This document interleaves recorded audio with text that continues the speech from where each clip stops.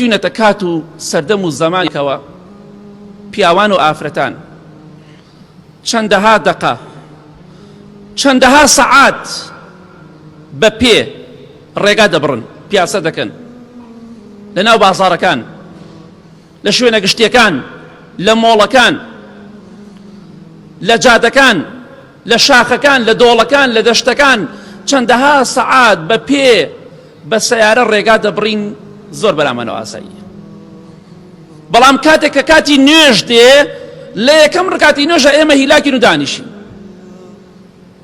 ئەوە کێشەکەمانە.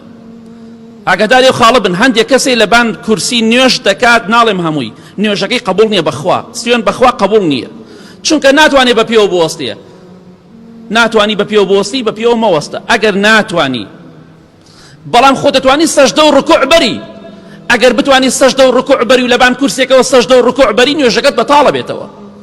تۆ ئەتوانی سەجدە و ڕکوع بەری، ناتوانی بە پێوە بوەستی مەوەستە، بەڵام دەتوانی سەجدە لە شوێن خۆیان و ڕکوع لە شوێنی خۆیان بەری. ئەبێ بیبەی ڕکنێک ناتوانی ڕکنەکەی ترەتوانێ بێت جێبەجێیکەی، ئەگینا نوێژەکەت بەتاڵە بێتەوە. عیبیتیانێ بۆ سەجدە و ڕکوع لەبان کورسێکەوە سەری نزمەکاتەوە، دڵنیا بە نوێژەکەت قبول نییە.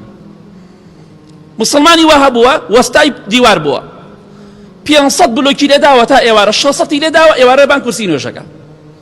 باشە تۆ 500-600 جار نوشتایدەوە بۆ بلۆک، یعنی ناتوانی 4 کات نوێژەکە پێوە. خوا خەڵەتێنی. ئەوە کێشەکەی ئێمەیە، ئەوە خراپی ئێمەیە کە ئەمڕۆ وامان بەسەر هاتۆ بەداخەوە.